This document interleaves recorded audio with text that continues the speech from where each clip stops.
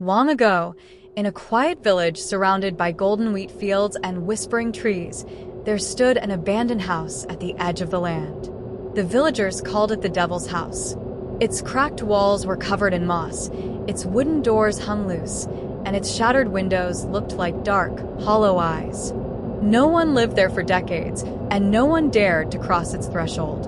Children told stories about the house when playing in the fields, how they heard strange cries at night, how shadows moved inside even when the doors were locked. Old men warned that those who entered never came back the same. Fear wrapped the house like a blanket, but curiosity always tugged at brave hearts.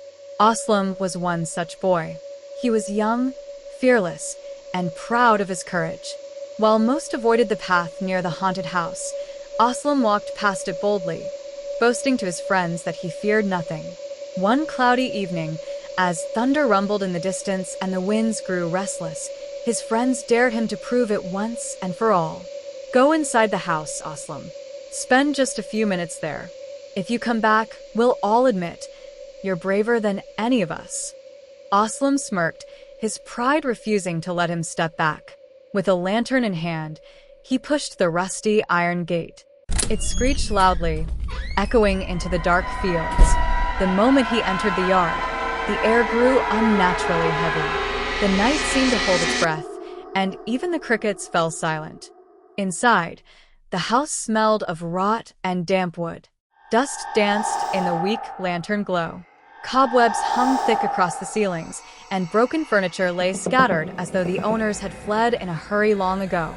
Aslam took a few steps forward, his courage strong, yet his heartbeat louder than his footsteps. Then he heard it, a faint sobbing, drifting from upstairs. It was soft, broken, the kind of weeping that carried deep sorrow. His mouth went dry, but his pride pushed him onward. Slowly, he climbed the staircase, each creak louder than the last. At the top, he found a door half open, the crying louder now. With trembling fingers, he pushed it open. In the corner of the dimly lit room sat a young girl in white, her head bowed, her long black hair covering her face. She rocked back and forth, her sobs filling the silence. "Who are you?" Aslam whispered. "Are you lost?" The girl froze. Slowly, she lifted her head. What Aslam saw made his blood turn cold. Her face was not a face at all. Only pale skin stretched over bone, with two deep, hollow sockets where eyes should be. Blackness poured from them like smoke. She opened her mouth, and from it came a scream so piercing, so unnatural, that the walls shook.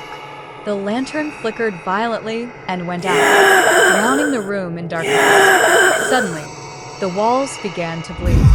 Red liquid dripped down like veins bursting, spreading across the floor.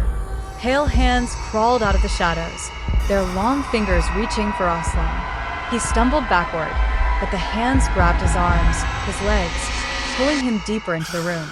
"Aslam, Aslam," his friends called from outside, but his voice never came back. Only one final, bone-chilling scream echoed through the fields before silence fell again. The next morning, the villagers gathered at the haunted house. On the doorstep, they found Aslam's lantern, its flame still flickering faintly, but Aslam himself was gone. Some said the house had swallowed him whole. Others whispered he had become part of it. And from that night on, those who passed by swore they saw not just the eyeless girl in the window, but also a new shadow beside her, standing silently, holding a lantern.